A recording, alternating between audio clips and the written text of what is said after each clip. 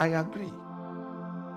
The only thing the politicians in power in Nigeria do, unfortunately, is that they like to afflict the people with the pathogen of fear. They like to afflict them with the virus and bacteria of fear, but we will inoculate them with the vaccine of courage. Because courage shall of necessity be more contagious than fear. If they don't want to show courage to solve our problem, we should show courage to take them out. These are his own people and constituency.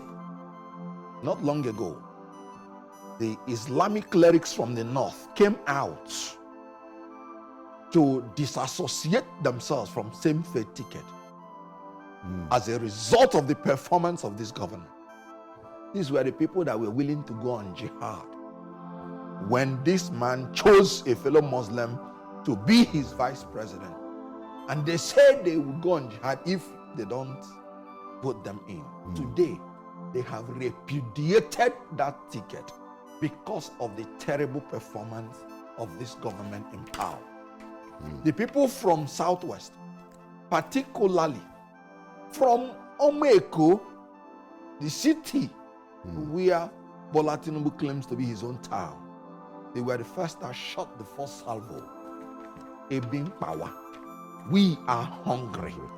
And this has been corroborated by the World Bank. And the World Bank was even merciless in their submission by saying that throughout the tenure of Tinubu, we will be hungry. Guys, you can't afford not to listen to Kenneth Okonkwo full assessments of Tinubu 2 years in power that he hijacked. You just can't afford. In his assessment, he also gave Nigerians the audacity, the nerves, the boldness, the guts to confront the abnormalities and the shenanigans of Pablo Escoba Tinubu. Guys, he's beating us. He said we shouldn't speak, we shouldn't talk. What did I pick out? The first thing I picked, he said, less than 500 politicians who are turned to criminals cannot just, pocket, imprison over 200 million Nigerians. This is what I've been saying. The time has come. All of us have to stand up now. As you watch this video, if you don't be enemy of Nigeria, the first you have to do, I don't think I need to beg you to share this video. Please, if you don't have time to watch today, at least share it. Until the world see it, because this video is super loaded. It's my best video, for this week. Let me give it a thumbs up. Let's watch together now. Thank you.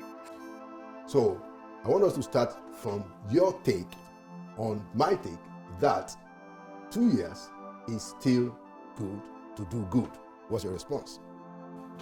Well, 2 years is the benefit of doubt that the voters in an election give to an incumbent. After 2 years, it becomes a legitimate situation to campaign for the next election and to determine whether that government has succeeded or failed. Recall in America, every 2 years they have election so that they have a choice of changing the direction of the country if the incumbent is not doing well, or substantiating his position if he is doing well. Trump just came in. That's why you have midterm election. Because they know that the legislature is the seat of power in a democracy. Because they have the pulse and they approve of all the appointments from the executive. So 2 years is what the incumbent has. After 2 years, they don't have any other. Okay, all right, good way to any other hiding place. Good way to open. So I just wanted to set that that frame just for the beginning theoretically. So how will you then assess the first 2 years? I mean, I think probably in a few more days it will be exactly 2 years. What would be your general assessment before we go into the details? Very good. I will restrain myself from using my words and my opinion so that people do not say that I am already, in a camp against the incumbent. I am going to use the words of APC members, of Southwest people, of Muslims, These are his own people and constituency. Not long ago, the Islamic clerics from the north came out to disassociate themselves from same-faith ticket as a result of the performance of this government. These were the people that were willing to go on jihad when this man chose a fellow Muslim to be his vice president. And they said they would go on jihad if they don't vote them in. Today, they have repudiated that ticket because of the terrible performance of this government in power. The people from Southwest, particularly from Omeko, the city where Bola Tinubu claims to be his own town, they were the first that shot the first salvo. Ebin power. We are hungry. And this has been corroborated by the World Bank. And the World Bank was even merciless in their submission by saying that throughout the tenure of Tinubu, we will be hungry and we will continue to be more hungry. They say 3.6% of the people will continue to enter into deeper poverty. And by 2027, more than 56% of the population will be in abject poverty. Now, the APC people want Onopasa to be precise. He said he does not know where this man's administrative style came from. That he has no business in Aso Rock, and that they will ensure he does not smell there and does not have second term. Now, he's a one-term president. Summing up these are people that were willing to die for this government when this government came in. They have weighed this government on a scale and they have found this government wanting. They have cancelled this government, and I agree with them in their submission that this government is only a one-term government because Nigeria is perishing. Okay, this is even factual things, strange things that I cannot even explain. It's happening in this government. You have seen where they say this is strange things I can't explain. A 10-year-old boy pregnanting 10 girls within 5 months. Is that the problem? That's what I'm saying. Strange things. In the next 9 months, the guy will be a father of 10 children. Strange. Okay. Look at another strange thing. Okay. In the JAMB, you could see how technical glitch consumed 379,000 results, leading to the suicide of one lady. But here is the difference. Your Loyode man came out in tears, in total remorse, apologized, owned up, identified the polling units, ordered a retake, and to ameliorate the situation. I think that is wonderful, very honorable. Compare that with Professor Yakubu, who owned up there was a technical glitch, who refused to identify the polling units affected and refused to conduct a rerun, and shamelessly came and declared the results from the sky and told people to go to court. They reminded Oloyede, the JAMB register. People petitioned. He listened to them, investigated it, and said they were correct. People petitioned Yakubu, the opposition. On that day, he was declaring that result. And they played back his own tape, audio tape. He listened to it, yet he continued and told them to go to court. That's the difference between being honorable and being dishonorable. Nobody should give 1 naira again to that Yakubu until he retires. He's looking for retirement benefit. It's the worst thing that has ever happened to Nigeria in terms of electoral jurisprudence and electoral process. Now, coming to Tinubu's own issue, let's talk about the basic things about government, which is the security and welfare of the people. Just a minute, Ken. Just for purposes of fair comments, Professor Yakubu, we are open to your right of reply. This is the view of Kenneth Okonkwo, to which is entitled. Absolutely. If you or any of your aides also want to give a counter, this forum is very open. Please go on to the details now. Thank you very much. I said what I said unapologetically, Yeah. because although they acknowledge technical glitch, use the same word. Just move on. Yeah. Very good. Now, let's take the issue of security and welfare, which the Constitution said is the primary duty of government. Tinubu's government has worsened the security of this nation. Please don't take my words for it. Take the words of Governor Zulum. He said Boko Haram is resurging in the northeast because they have taken away the resources, military resources, meant to fight Boko Haram to the northwest. And now, within 24 hours, within 48 hours, more than 10 of our well-trained soldiers humiliated, killed, after he has warned. So this is a government of the deaf and the dumb. A governor told you, look at what is happening. We need urgent response. None was given. Today, Boko Haram Iswa, the re-insurgence is manifesting in the northeast. Failure for him. Let's come to North Central. You saw what is happening in Plateau State.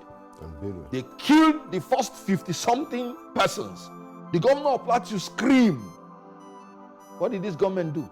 Nothing. Within 24 hours, 48 hours, they killed more people, going to 100. And you know what the media aide of the president said? Plateau governor, go and mind your business. Go and take care of your people.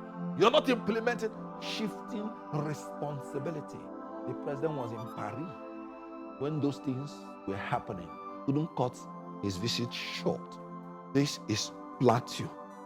And the governor, in tears, was telling his people that they would see what they would do. Whatever happened to the state police when this president was a governor, all his successors were most vociferous on the issue of state police. And I mentioned Fashola, who has been saying it repeatedly, that you cannot give somebody responsibility without giving him authority to perform. These are his protégés. And I told them that tyrants don't always like to devolve power. That now that he's president, a man that can make the National Assembly to do the impossible within hours, can no longer make them to amend the Constitution to give us state police. Do you think that is it is because he doesn't want it. As simple as that. Now, because he has said that it's going to be done. What are you? Is it when he wants to leave or in his second term? And NEC is going to be done. We're just saying 2 years. 50% of it. How many days did it take him to change the national anthem? How many days did it take him to change the tax reforms? Well, that took quite They a while. begged him to even slow down in the tax reform. What did he say? He said, no, I don't want to listen. It will go on in the National Assembly. Who told you that if you wanted state police, you wouldn't have gotten it within 2 weeks? Okay, your point is well made. When Yaradua took ill and it nearly collapsed Nigeria, they amended the constitution within a month. Section 145, if I can remember. It takes will. Because he does not like that. That is why it is not done. People are dying for nothing. Because Nigerians know the solution. Let's move to Benue State. Still in the North Central. In Benue State, even a Reverend Father's prayer could not help him anymore. Because faith without work is dead being alone. His people are being massacred. And these places are the food basket of Nigeria. For you to know why we are becoming a basket case. When a government cannot protect the food areas of Nigeria, hunger and poverty ensue. And they are pretending they are working. Working what? In Benue, they kill people to the point that the Reverend Father came out and said the federal government should up their game. That is an euphemism of failure.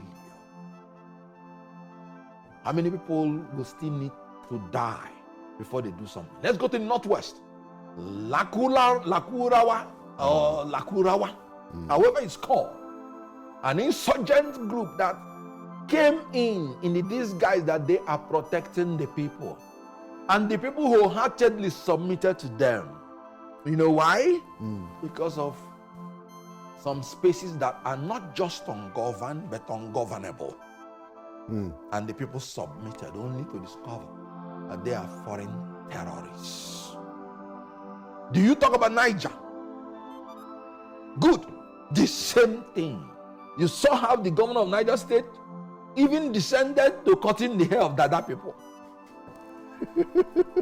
Do we go to the southeast, south, but the, southwest? The governor cutting the head of dreadlocks, that's not the president's problem. No, it's frustration. No, the president is the one who is in charge of the security and welfare. He has the monopoly of the forces, has refused to cede the power to the state government by allowing them to have state police and giving them the commensurate arms to take on the insurgents that have superior power arms. Okay. Dr. Namdazikiwe said it's only a madman that goes to confront a man with a gun.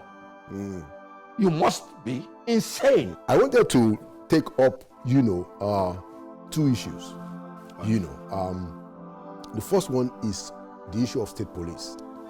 And I see your point that when the president was going to change the anthem, it was quite and then of course the issue of the tax reform. Yes, they pleaded with him. Now the issue of the anthem is not as complicated as state police, but the issue of tax reform is quite something that is showed very clearly that this was the direction it was going. I think, and this is my own view too, I think that if you look at what he has represented, and that is what I am sticking by, he has been an advocate of state police. So I still believe, and I will be utterly disappointed if the 4 years is gone and we don't have state police. That's my counter on that. And then on the issue of so my question to you on that is, why 4 years? Why should it take 4 years? Yes. Yeah, well, no, I don't disagree with the facts. Look, the facts are the facts. Because it's 2 years. Yeah, there's no point about, there's no point, denying whatever the fact is. Almost all the 36 governors, let's say 35, have agreed to state policy. Yeah, so I don't think that he is blocking the state police. I think he is that blocking the state police. I think that you are right that he's not as proactive as he exactly was blocking. when he pushed the issue of tax reform, for instance. That is blocking. But it doesn't necessarily mean he's blocking. In criminal offense, I come as a lawyer. Okay. A crime is commission or omission. Okay. The same weight. Okay, but then the limit. You have just admitted that there is a crime of omission. Let me respond. On this government. Let me respond. The difference there, yes. As a student of logic, I'm not a lawyer, but as a student of logic, is that the crime has been done and the time has elapsed. In this case, there's still 2 years. I don't deny the fact, but there's still 2 years. So it still has 2 years. If people are dying at this rate, and they're saying because we don't have enough men, we don't have enough boots on the ground, and you would have to wait for another 2 years to allow. Look, 300 persons. 300 persons have died in Plateau State in his regime. Don't let's debate. I agree with you. Facts. I just want you to know that he is blocking it. Yeah, so by omission. That's your commission. That's your view. I agree that indeed, yes, you are right to say that. Look, when he wanted the tax reform, he was very, four different complex views. Very strong about it. He made the point that, look, these guys don't know what they are saying, and I even commended him for that. Now, he hasn't done that for state police, but I think he has time. Let's move on. There's a lot of things, Kenneth. Yes. Now, and you were saying something about his threats, as in when he wants something. Yeah. Good. I listened to the khaki-wearing politician who used to say he's fighting for the people, but who is now a bourgeois in your studio. I'm talking about Adam Sali Oshomo. And when he was talking about Tinubu, he said Tinubu is the only person that has not decamped from one party to the other, trying to create the deceit of consistency. Because we are talking about going into 2 years. The most inconsistent politician in Nigeria that has no ideology, no policy, no principle is His Excellency Bola Ahmed Tinubu. I take it from 1999. I've always said, don't take my words for it. You know, we're talking about coalition. We're talking about this. Yes. And then somebody wants to give him as an example as a person that has been consistent in being in opposition. White lie.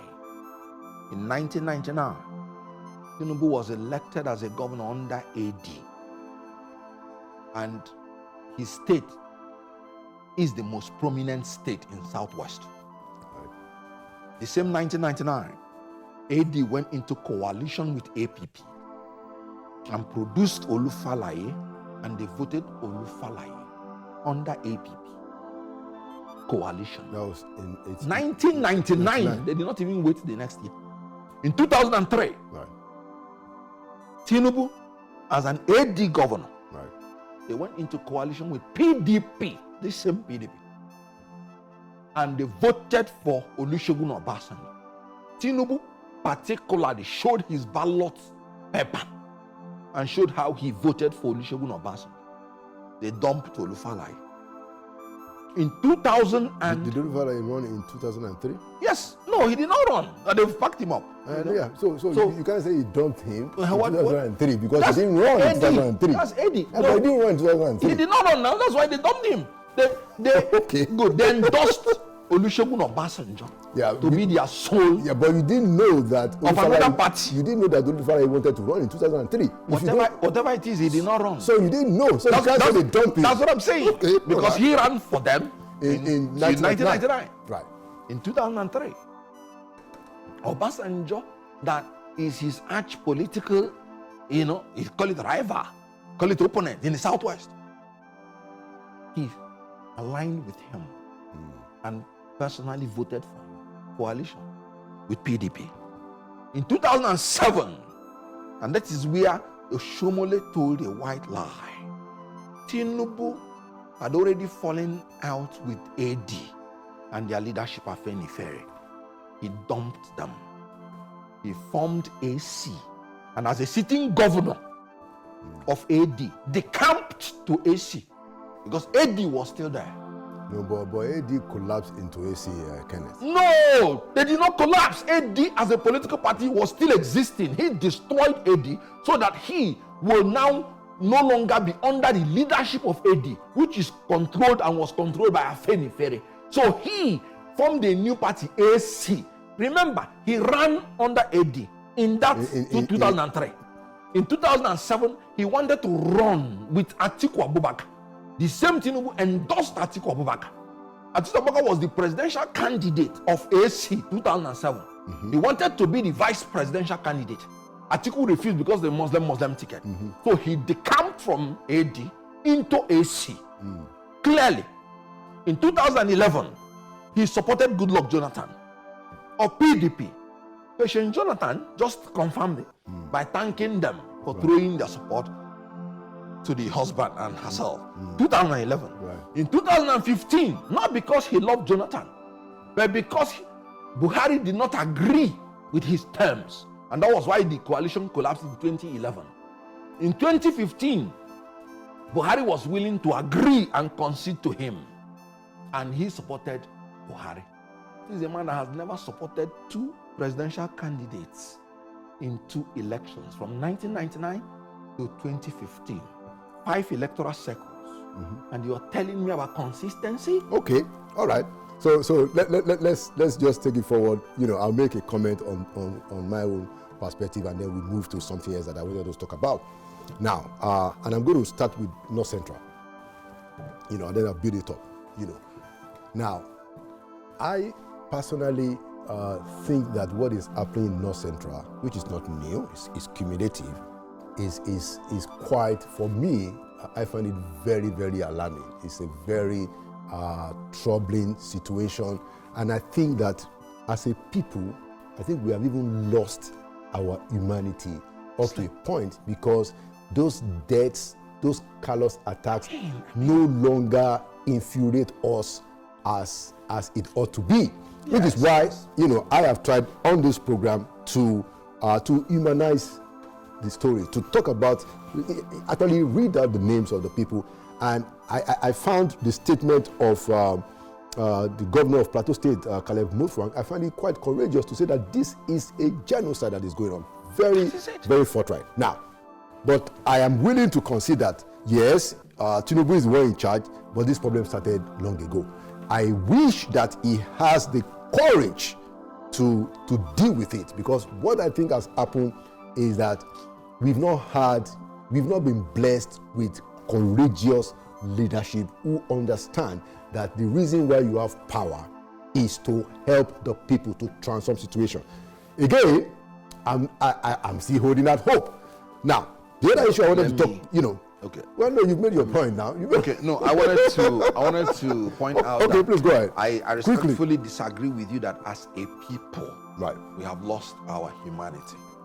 Nigerians are the most, as a matter of fact, Nigerians are the most I don't mean it. I don't mean it in a blanket sense. I understand. That's what I'm saying. Because when you say it, it will appear as if we are now condoning or trying to contain. No, we are helpless in the front of incompetent leaders. Look at you. You're a journalist. You're not a soldier. So the best you can do is to be crying. And you're crying. What else will you do? Somebody begged, according to him, danced, and told you he has what it takes to stop it, and was given the chance, and it has exacerbated. So it is not a case of the people. The people are wailing and crying. It's a case of leadership. I agree with you. And you talked about courage. When I'm talking about, you will get back to that. When I was talking about the fact that we are losing our humanity, it's more about the political elites. Yes, the leadership. Please go ahead. We're talking about now. You said I was talking about courage. You said we have not had men that have courage. I agree. The only thing the politicians in power in Nigeria do, unfortunately, is that they like to afflict the people with the pathogen of fear. They like to afflict them with the virus and bacteria of fear. But we will inoculate them with the vaccine of courage. Because courage shall of necessity be more contagious than fear.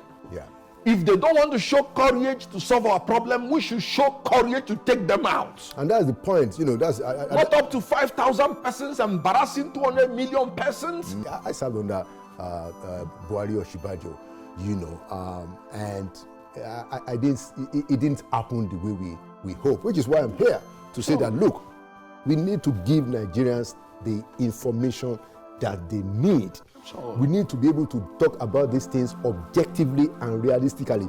We need to engage and contest issues, which is what we are doing today. So now let's move on to your perspective about the president's not defecting, which Comrade said. I also believe, I don't agree with you that the AD was slippery. What happened was that AD dissolved. No. Into AC. And okay, all right. No. So AD existed. No, it certainly existed. Many years. Good. So it did not dissolve. No. The people, the main protagonist of AD dissolved into AC. No. Who took them there? Into AC. Well, it's leadership. Don't forget that. That's what I'm saying. Don't forget. And you say it's not decamping? No, that's not decamping. What is it? It's the same people that formed Alliance for Democracy, essentially, that moved. Why did they not substantiate? Why did they not build AD? Why leave AD? Well, look, so we can study those details. That's decampment. Let me explain. You've made your point, Ken. Let me explain. Yes. So, what happened in 2003 was that there was supposed to be some kind of understanding, between AD governors in the Southwest and the president, then Olusegun Obasanjo, and like you said, and the perspective, the mainstream perspective, Ken, is that Obasanjo, outplayed 5 of them except Tinubu. who was able to, say, okay, look, we may not oppose you for presidency, but we are holding our ground. That was the agreement, but it turns out that Obasanjo managed to outwit the 5 others, Oshoba in Ogun, what's his name, Lamadeshino in Oyo, Akonde in Oshun, Niyi in Ekiti. There's one more state that we're missing. I think you've called Lagos, Oyo, Ondo. I think it's I forget the name of the governor in Ondo State. So in Ondo State, yeah. So that was the 6. Now, so all of them were outwitted, outplayed, outgone by Obasanjo, except Tinubu. Yes. So that was how ACN. So AD was crushed in that defeat. So those leaders, including Oshoba, and most of these other governors, moved and said that, look, we are starting AC first. So essentially, Tinubu did not leave his people. Whatever name you call it, he kept with his people. Now, which people? Of the Southwest. The mainstream. The mainstream. Yes. The mainstream of the politics. Afenifere is not a political organization. No, that's what I'm saying. Afenifere was the leader, political leader, that formed AD. Afenifere is under Abraham Adesanya. Yes. He was the one AD. Yes. I don't want us to get stuck here. No. That AD lost the election in 2003. So the leaders of the Southwest, the political leaders of the Southwest, felt it was time to have to change to metamorphosize into AC. That's the way I read it. Okay, no. But we don't have to. You entitled to agree. Exactly. Now, so and since then, I will give a lot of things that I too am not satisfied with this administration. There's no doubt about that, and I've said it publicly. But I will still give Tinubu the credit that he stuck with his people, formed AC, and stood there. Look. Even when the APC won the election in 2015, they still marginalized Tinubu, and he did not leave.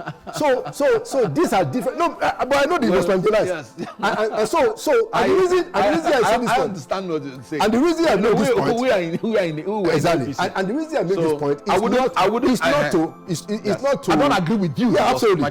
But it's to just show that, look, these are issues of perspectives. Yes. So I will still say that somebody like him has a fairer record of sticking with his guns than many of the other political leaders. But hey, we disagree on that. No. Certainly. There is only one thing he's consistent about, and that his merciless quest for power and money. Okay, all right. Let's move on. And if you want me to give you facts, I'll give you facts. No. We are, I think because he put Fashola in power. Okay. They had problems. Fashola was the first person that started modernizing Lagos. The issue was money. No. Well, look, don't let's go into it. Ambode was there. I was in APC. That's the only thing in my own opinion that he's consistent about. The people of his own EU will say that he set up the master plan. No, let's even waste time, because there are other things. There are other things to talk about. Okay. He's now president.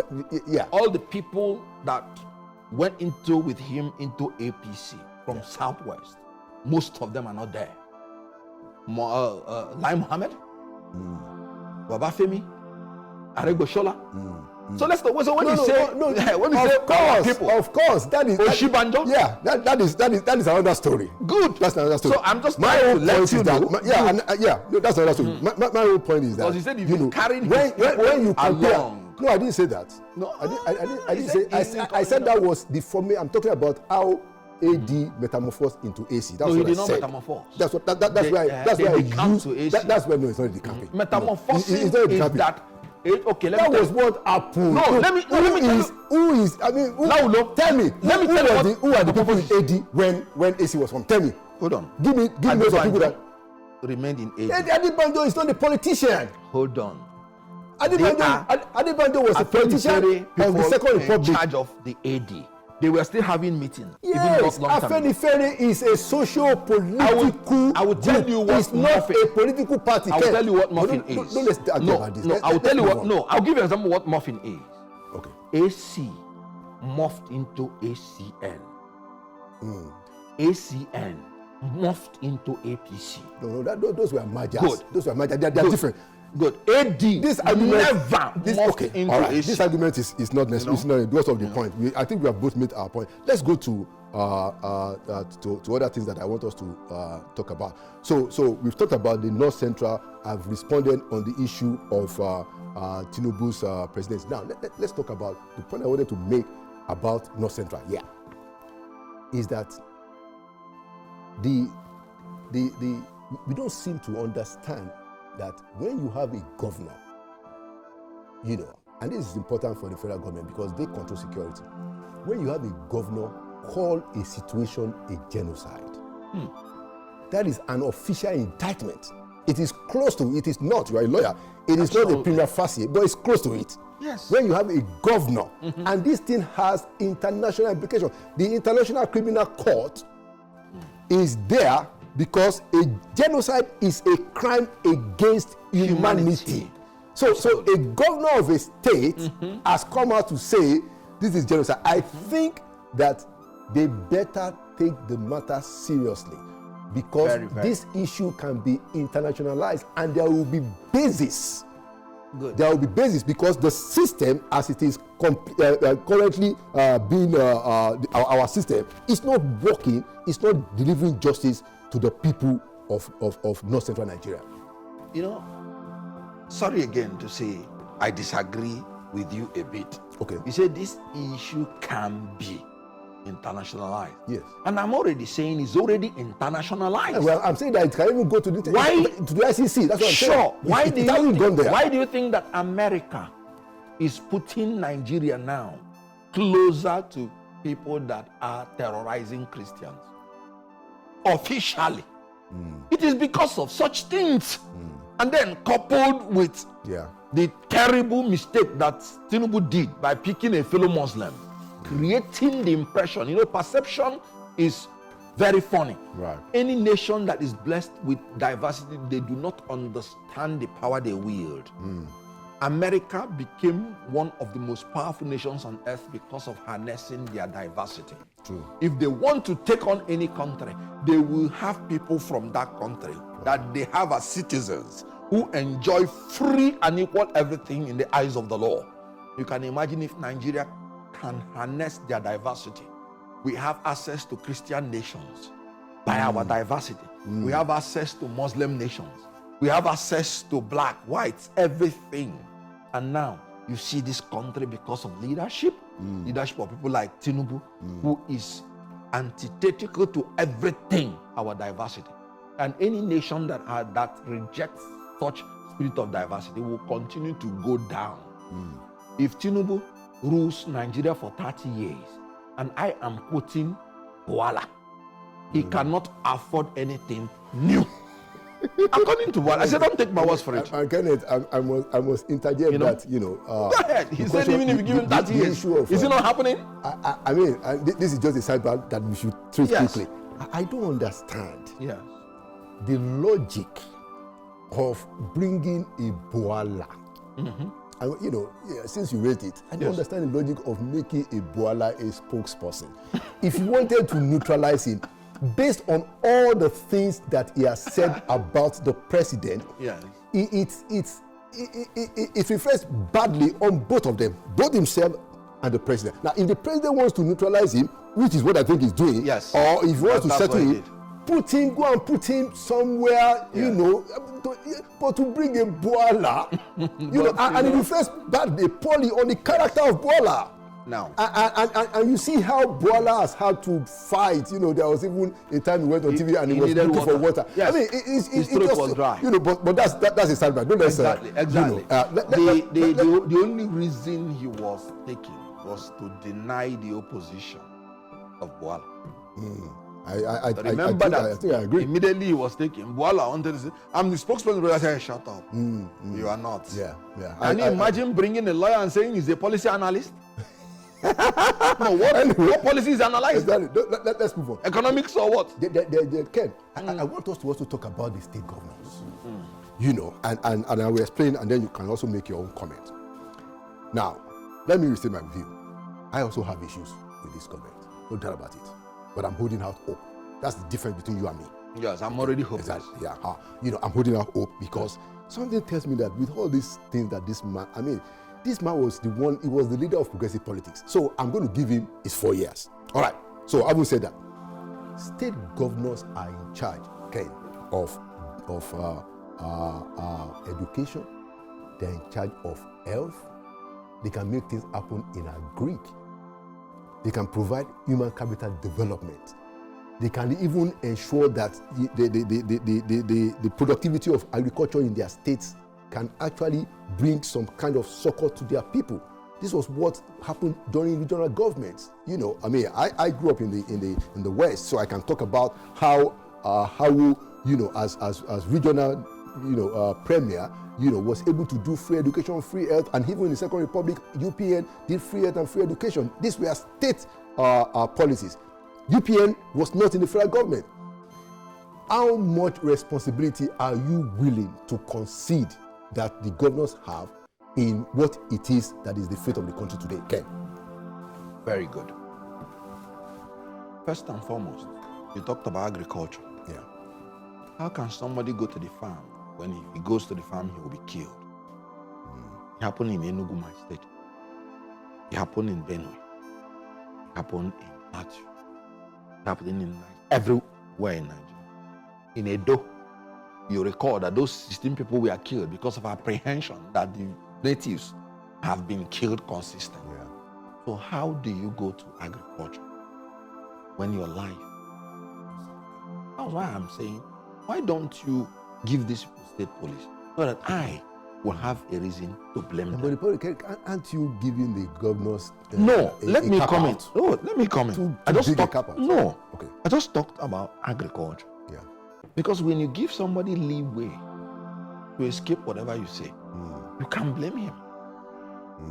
Now, let's talk about, because they say when the fish starts getting rotten from the head, there is nothing you can do, but it must rot away.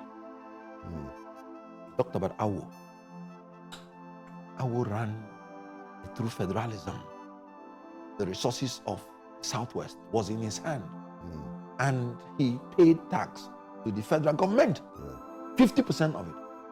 Give the same thing to these governors. I will be the first to blame them. How do you blame them? They come cap in hand to Abuja, and whatever you give them, at whatever time you give them, that's what they will operate on. But they can raise money from the states, Ken. Good. You know one thing? I am telling you the major things you mentioned. Yeah. Am I exonerating the governors completely? No. But when you now have a governor a president that can remove a governor for no reason. It's absolutely unacceptable. I don't accept that too. Very good. So if this president now, that's why I say they are afflicting people with the pathogen of fear, with the disease of fear. Whatever they tell these governors down to do, why are they defecting? For the same reason, fear. So I cannot heap blames on the governor, even though they share some. But you can only blame them as much as you want to blame them. But when you come to facts, you will see that they will defeat you on those facts. Fear is amongst them. People can go to the farm. Can you imagine the governor of Plateau State? He guaranteed his people after that first attack that they were going to do something. Within 48 hours, almost 100 persons were killed again. Yeah. So if the governor now tells you, go, you will be saved, would you trust his words? In Enugu, sit at home, or let me say southeast. At the initial stage, people wanted to say, go to hell. How can we feed our family? Until their cars are being bombed, until they are being killed. So when you tell people to, no, come out, and they come out and they are killed, do you think they will obey your order? So the issue here is this. As far as security is concerned, the federal government alone cannot handle it. Absolutely. Cede this power to the state. But Ken, I must tell you. Good. I must tell you that So, in the last I know where you're coming from, but then they are completely. Okay. All right. Good. They don't have power over their own resources. Yeah. Good point, Ken. And I don't disagree. Like I said, there's no point disagreeing with the reality. in the last National Economic Council meeting, the issue of state police was on the agenda. Yes. But they skipped it. The governors are the 30, there are probably about 40 members of NEC. The governors are 36. And they are not insisting on the urgency of state police. I agree with you already that it seems that the president is not pushing as much force as he pushed behind the issue of tax reform, behind state police, because when he saw that, he said, this is where I'm going, But what about the governors? Why are they not, Ken? Yes. Why shouldn't the governors be banging the table at every opportunity that we need state police and we need it now? Why not? If you ask me, I would say they are doing that. Just last week, I just told you that the whole Northern governors, with the whole traditional leaders, they were all shouting state police. But they were in the NEC meeting. No. And they allowed the thing to be skipped. When you say NEC, that's an advisory organ. Yes. Good. They have their different forums, the governors' forums. And they are banging on it repeatedly. Okay. There may have been a reason. In the NEC, that same NEC, they have said it before. Yeah. So it's not as if they've not said it at all. Yeah, and the reason why So when you're banging something, is it not only to the deaf that you bang something? No, you are saying something repeatedly, it is not being done. Okay, can you imagine when Tinubu was a governor, when Fashola was a governor, there was no unanimity amongst the governors on state police as at that time. Now that there is unanimity, you're still you're telling them, go and bring your report, go and bring your summary, go and bring. That's what the federal government is telling the governors. Ayo Makinde came out and like, what do you mean? Go and bring summary or what? He said it publicly. So when you want to put roadblocks, you are putting roadblocks, and you have to agree that you're putting roadblocks. Absolutely, Ken. This is one area the federal government does not need to even consult the governors, except for the sake of consultation, so that they will support it. I agree, and this is one area where the federal government, and I'm speaking specifically about the president now. If the president finishes these 4 years and we don't have a state police, it will be so. I don't want to use it to be so shameful especially. You may say let's give him 8 years. You may say let's give him 8 years. No. I mean, we're not at that point yet. I don't have 2 years to give him. I'm just saying that. Look, so if somebody wants to make a dramatic change, 2 years is enough. That's my argument, and I'm hoping. That's why I'm holding out hope. I don't disagree with the reality of what has happened in our country, Ken. I don't disagree, but I'm just saying that. Okay, look. This is your trajectory, and some of us are still hoping. That's what I'm saying. But agree with you. If this president had shown in other things that he was doing, and in his dealing with National Assembly, that he takes his time, I would have said even let me give him benefit of that. But in all other things he wanted in National Assembly, he got all within the time he wanted it. Good point. Because of our time, one last question that I'd like you to also talk about. As part of the constitutional amendment stuff, the Deputy Speaker of the House of Representatives put up a bill for rotational presidency. Yes. He's the Deputy Speaker. He put up a bill, but a few days ago, the thing was knocked and they couldn't even get second reading. Yeah. Now, my view is that I think we need to have rotational presidency in the Constitution for the reason of this nation idea is still an idea. Yes. We need to have a situation where we can let everybody have a sense of belonging. To a reasonable extent, the main political parties have even subscribed to the idea of rotational presidency informally. So defeating it on the floor of the House for the amendment, I think is a setback. What do you say? Last word as we conclude. Good. Let me first of all admit that I also subscribe to the issue of rotational presidency. But you see, I do not think it's practicable to have rotational presidency under a 2-term of a government. Okay. So you're going to have a problem. So it should be 1 term of 6 years. 6 years. And it should rotate between north and south. Yeah. Not within the 6 geopolitical zones. Okay. I, from the southeast. We have suffered injustice Yeah. as a result of geopolitical zones. Yes. But it is because of our lack of strategy. When it comes to south, we are a majority tribe and we should be able to strategize. Making it rotate within 6 zones, no, is unwieldy. Okay. Because saying that a man in a generation will have only one chance to be president is unworthy. Because if you make it 6 years and said it will go round 6 zone before it comes to another zone, what if the person we have in that section is the most qualified in a particular place? Yeah. Then will you now go to start begging people to present themselves to become president? That's what is going to happen if you say 6 geopolitical zones. Right. Because you will now be limited to southwest. And remember, you have political parties. Then if people are not interested, time will come when people will not be as interested in politics as they are today. Right. When all the professions in Nigeria starts blossoming. Right. Now, so I support the issue of rotational, but I support them saying no, it can't go around the 6 geopolitical zones. Should be And north it's and south. good. So you have to amend the constitution for 1 term. Okay. That's the only Of way. 6 years. Yes, because if you don't do that, if a president becomes so incomparably bad like Tinubu and then does only 1 term, are you now going to say no, he must finish the second term before? I So agree. it has to be 1 term. Yeah. One thing again I want to talk before we end Okay. is to say that the failure of this government did not stop within the national boundaries. It also went into the international boundaries.